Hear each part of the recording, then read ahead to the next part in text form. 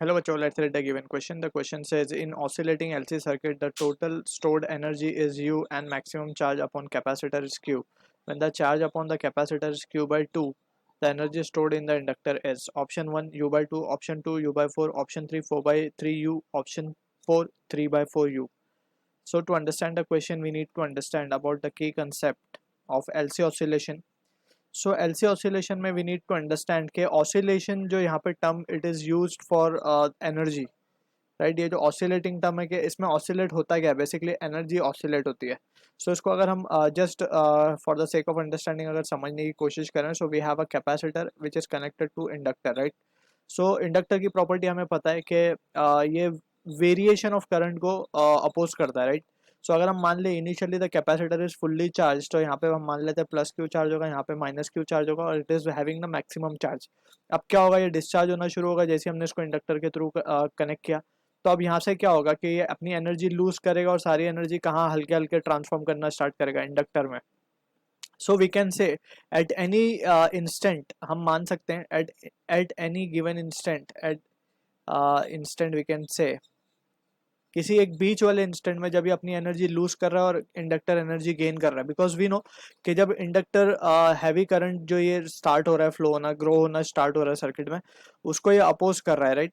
सो ये अपोजिशन को ये capacitor has to overcome for current to flow in the circuit.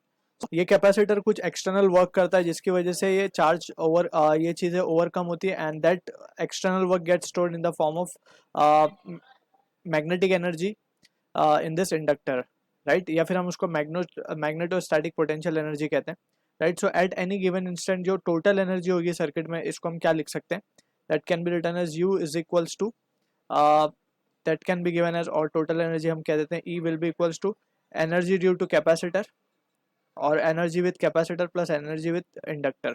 So this will be the case. By energy conservation we can say this. Also अगर हम बात करें, so energy stored in inductor का formula होता है half L I square, where L is the value of self inductance. So इसके self inductance value L ले लेते हैं, इसके capacitance value C. So this will be the energy stored in total energy that will be stored in inductor. And अगर हम बात करें capacitor में energy stored, so that can be written as Q square upon 2C. Right. So these are the few important points that we need to keep in mind.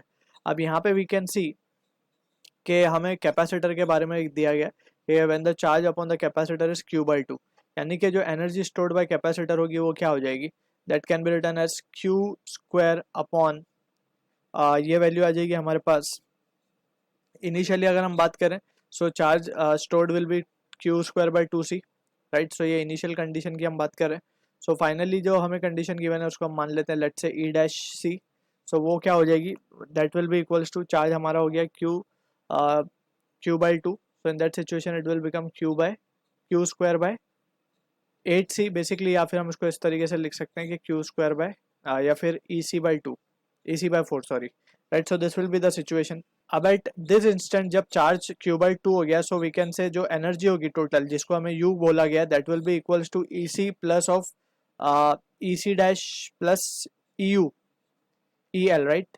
क्योंकि हमें बोला गया है कि मैक्सिमम चार्ज इनिशियली वो on the capacitor, so हम मान लेंगे कि जो एनर्जी होगी वो टोटली विथ कैपेसिटर ही होगी. And in this situation we can, यहाँ पे हम लगा देते हैं Q max. And in that situation we can see कि ये जो वैल्यू हो जाएगी यहाँ पे EL की वैल्यू क्या हो जाएगी, जीरो हो जाएगी, क्योंकि सारा ही एनर्जी, क्योंकि टोटल चार्ज जो मैक्सिमम चार्ज जो कैपेसिटर पे है, दैट मीन्स के इंडक्टर के पास एनर्जी क्या होगी, जीरो होगी. सो अब हम मान लेते हैं कि इंडक्टर के पास जो एनर्जी अब आ गई है जब चार्ज Q by 2 हो गया कैपेसिटर पर, it is EL dash. So EL dash हमें फाइंड करना है, that can be written as, this value can be written as, ये वैल्यू हो जाएगी हमारे पास.